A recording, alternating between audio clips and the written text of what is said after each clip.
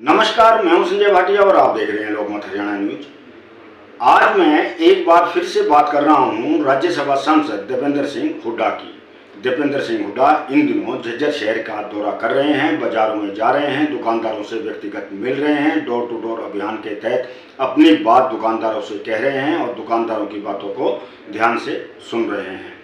दीपेंद्र हुड्डा के इस अभियान के बाद भाजपा जो है एक प्रकार से शहर से नदारद दिखाई दे रही है।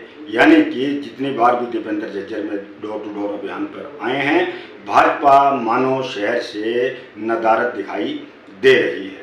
दीपेंद्र के इस दौरे के बाद सबसे बड़ा फायदा क्या हुआ है, जो कांग्रेस के कार्यकर्ता मायूस घरों में बैठे थे उनमें भी एक नई सी जान आ गई है। यानी कि एक नई प्रकार से ऊर्जा उनके अंदर आ गई है और अब कांग्रेस के कार्यकर्ता भी खुलकर कांग्रेस की नीतियों का प्रचार प्रसार करते हुए शहर में दिखाई दे रहे हैं।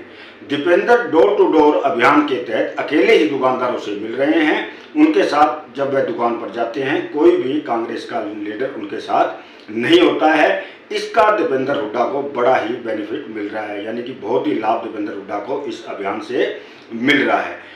अब इस दीपेंद्र के जो दौरा है, इसको लेकर उनके विरोधी यह बात उड़ा रहे हैं कि अब दीपेंद्र को झज्जर शहर का दौरा करने की क्या जरूरत थी, क्या आवश्यकता पड़ी है।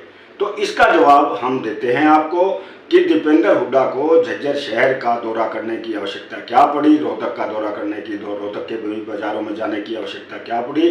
तो इसका मूल कारण ये है कि हर राजनेता चुनाव के समय अपनी रणनीति बदलता है और इसी रणनीति के तहत दीपेंद्र हुड्डा ने भी अपनी रणनीति बदली।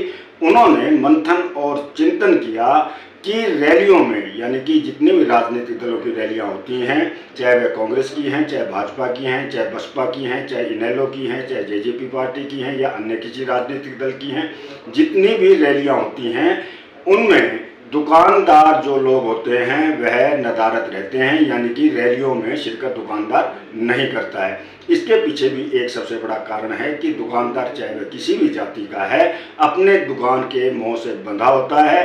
वह रैली के अंदर 5-6 घंटे न जाकर वह अपनी दुकान को बंद नहीं रखना चाहता और रैलियों में इसलिए दुकानदार जो है वो दिखाई नहीं देते हैं, क्योंकि दुकानदार को अपनी दुकान से मोह होता है, ग्राहकों से मोह होता है। दीपेंद्र हुड्डा ने इस बात को बड़ा समझा, इस बात पर गौर किया। उन्हें यह लगा कि जब दुकानदारों से उनका संपर्क रैलियों के माध्यम से नहीं हो सकता है, तो क्यों न दीपेंद्र हुड्डा ने यह सोचा कि मैं स्वयं जाकर दुकानदारों के पास जाऊं और उनसे व्यक्तिगत रूप से मिलूं।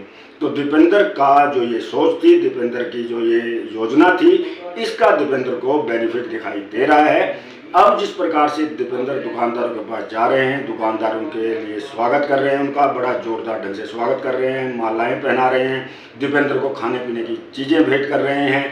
यानी कि एक प्रकार से ऐसा माहौल दिखाई दे रहा है शहर में जैसे दीपेंद्र और दुकानदारों के बीच में जो थोड़ी बहुत दूरी थी, वह दूरी अब मिटती दिखाई दे रही है। तो हम भी दीपेंद्र के साथ उनके दौरों में साथ रहे। हमने देखा कि किस प्रकार से जो झज्जर के बाजार 7 बजे बंद हो जाते हैं, वह दीपेंद्र का वह लोग जो 7 बजे दुकानें बंद करते हैं, वह भी रात को 10 बजे तक इंतजार करते हुए अपनी दुकानों को खोले दिखाई दिए। हमने दुकानदारों से भी पूछा, दुकानदारों ने भी कहा कि यह पहला अवसर है उनके जीवन में जब कोई इतना बड़ा लीडर स्वयं आकर उनसे मिल रहा है। तो हम जब ये बात कर रहे हैं तो इसमें मैं एक बात कहना चाहूँगा कि भाजपा के कुछ जो नेता हैं वह ये कहते हैं, वह बार बार ये आरोप लगा रहे हैं कि इस दौरे से दीपेंद्र को क्या लाभ होगा। तो यह मैं बता रहा हूँ आपको, इस दौरे के बाद दीपेंद्र को शहर के अंदर काफ़ी लाभ होता दिखाई दे रहा है। यानी कि कुछ परसेंट ऐसी वोट होती हैं जिन्हें किसी भी राजनीतिक दल से कोई लेना देना नहीं होता है। लेकिन अब जिस प्रकार से कांग्रेस पार्टी से दीपेंद्र सिंह हुड्डा खुद आकर दुकानों पर जा रहे हैं, दुकानदारों से मिल रहे हैं, तो इससे यह बिल्कुल सच है कि दीपेंद्र हुड्डा को आने वाले समय में इसका जरूर लाभ होगा। दुकानदार अब हैं, दुकानदार तो बड़ा कहते हैं कि अपनी दुकान को छोड़ता नहीं है।